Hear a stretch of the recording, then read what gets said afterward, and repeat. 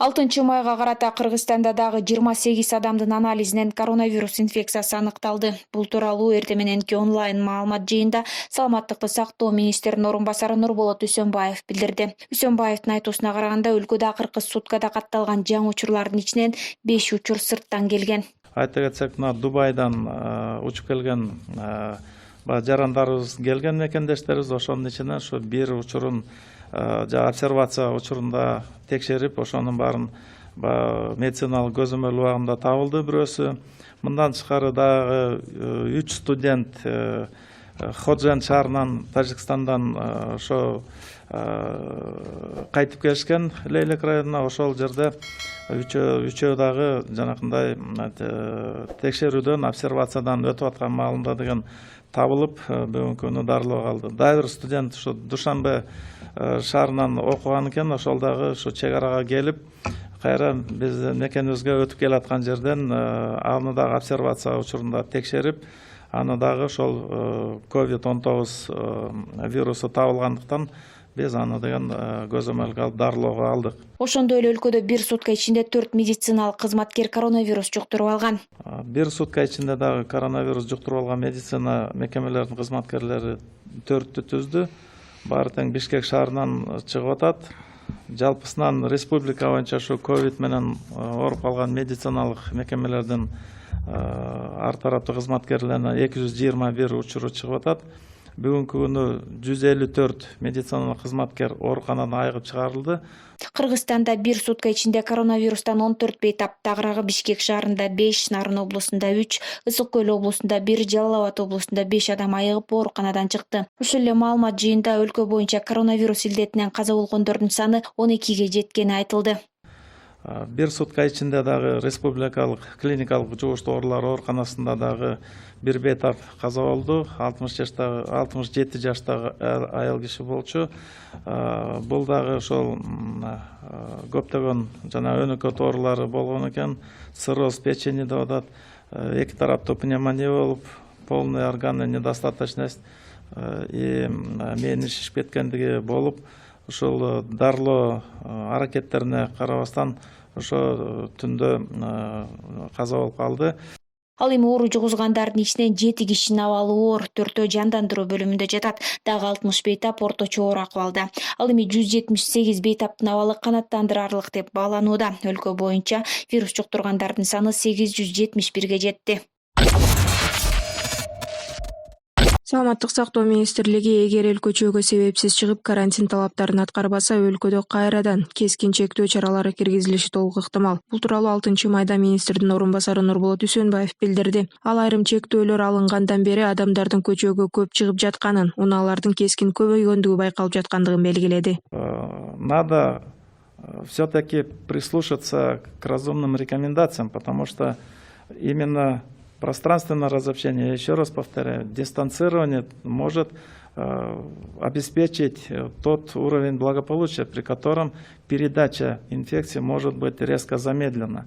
Однако, если будет наблюдаться вот такое положение, то придется снова ворачивать кардинальные ограничительные мероприятия. Ошондой эле Үсөнбаев жашоочулар карантин режимин бузуп берилген сунуштарды аткарбаса, биз коронавирустун экинчи толкунуна анча эмес убакта 2 жумада кабылышыбыз мүмкүн деген пикирин айтты. Орун басар учурда көптөгөн адамдар көчөгө чыгып бет кап тагынбай жаткандыгын кошумчалап, өзгөчө абал режимин бузгандарга административдик жана кылмыш жоопкерчилиги каралгандыгын эске салды.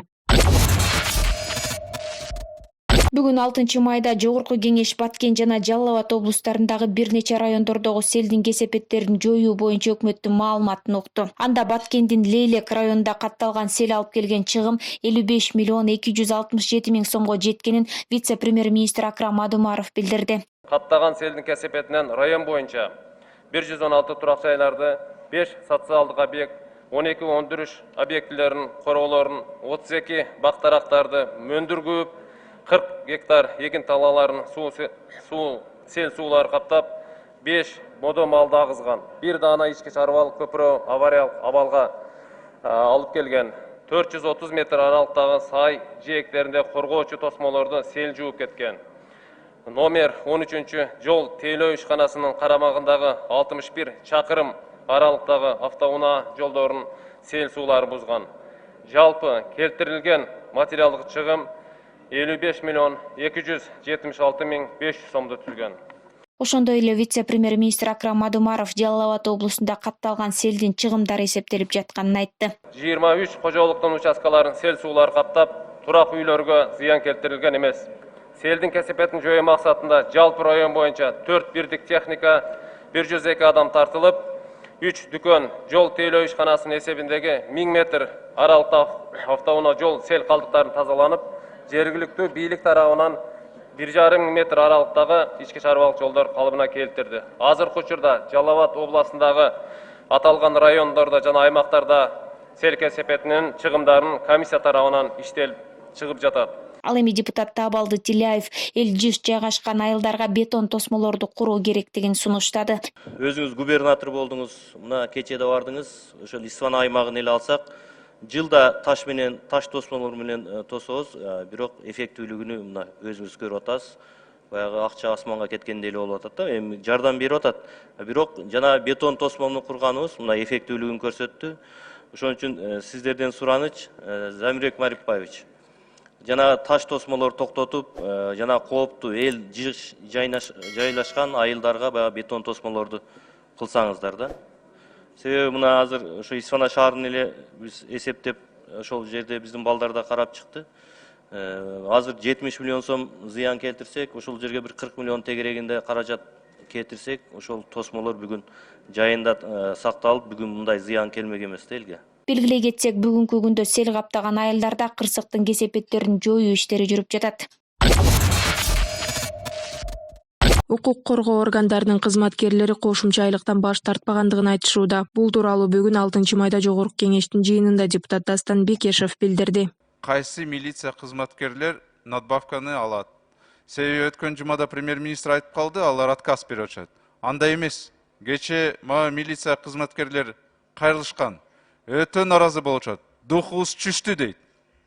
Биз мына ЧП, ЧС режим киргизгенден кийин мына күн түн выходной болобу иштеп атабыз дейт. А надбавкадан биз отказ эч ким бере элекпиз дейт. Ошондуктан биз ошол маалыматты уксак так Минфинден. Ал эми вице-премьер-министр Акрам Мадумаров милиция кызматкерлерине каражат толук төлөнө тургандыгын депутат Төрөбай Зулпукаровдун суроосуна жооп берип жатып билдирди. Укук коргоо органдары боюнча дагы маселе көтөрүлүп жатат. Бул боюнча дагы мен белгилеп кетсем, мыйзамда атайын өзгөчө абал аймагында кызмат өтөгөн укук коргоо органдары, ал жерде мыйзамда көрсөтүлгөн органдар, мамлекеттик укук коргоо органдар кирген, аларда дагы толук кандуу Кудай буйрса өзгөчө абал бүткөндөн кийин төлөнүп берилет. Ушул эле жыйында депутат Наталья Никитенко жарандардан коронавирус менен оорубагандыгы тууралуу маалымат талап кылуу туура эмес экендигин белгиледи. Что за требования по справкам? Что за требования по прохождению теста, когда не созданы условия?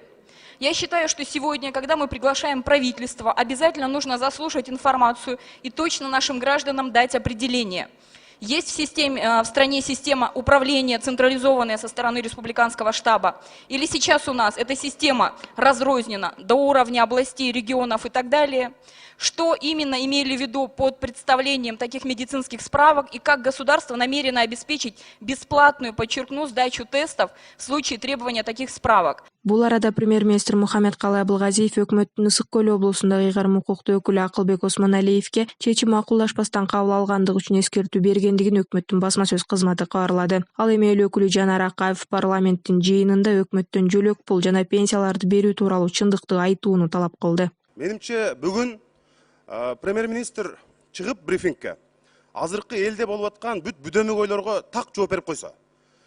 Элде эмне деген мындай башаламандык, ар кандай түшүнбөстүктөр болуп атат. Биринчиден, элде азыр мындай сөз жүрөт. Июнда, июльда, августта пенсия менен пособияны төлөбөйт экен деген ушундай сөз жүрөт. Мына баарыңарга урматтуу депутаттар кайрылып атса керек. Ошону чыгып айтып коюш керек. Жок, бюджетте акча бар, пенсия, пособия мурда кандай болсо ошондой төлөнөт деп айтып коюш керек. Депутат Мирлан Жээнчураев болсо жоопкерчиликти аткара албай жаткан өкмөт отставкага кетиши керектигин айтты. Премьер-министр жана өкмөт бүгүн так маалымат бериш керек. Эмне себептен медициналык кызматкерлерге ким коронавирус менен ооруса 200 000 сом берилет деп бүгүнкү күндө 100 000 сом берет деген маалыматты таркатып атат. Бул алдамчылык. мындай жоопкерчиликти аткара албаган өкмөт отставкага кетиш керек. Же ачык маалыматты айтып кечирим сураш керек. Бүгүн Бишкектин 1-май райондук сотунда белгиленген кой таш окуясы жана Кремтөбөл Азиз Батукаевдин абактан мыйзамсыз бошотулганына байланыштуу соттук отурум 11-майга жылдырылды. Бул тууралуу КСДП партиясынын өкүлү Кундуз Жолдубаева билдирди. Маалыматка караганда сот мурдагы президент Алмазбек Атамбаевдин келбей калганына байланыштуу кийинкиге жылган. Соттук отурум 11-майга жылды. Атамбаев өзү катыша албаса да сот процессинин өткөрүлүшүнө макулдугун билдирген кат берген. Ага карабай сот ушундай чечимдерди кабыл алып жатат деп билдирди Жолдубаева. Эске сала кетсек, 7-8 августта Кой Таш айылындагы үйүндө мурдагы президент Алмазбек Атамбаевди кармоо операциясы жүргөн. Анда мурдагы президенттин тарапташтары каршылык көрсөтүп, эл менен кагылышуунун натыйжасында УКМКнын Альфа атайын түзүмүнүн кызматкери каза болгон жана 175 адам ар түрдүү мүнөздөгү жаракаттарды алып ооруканага кайрылган.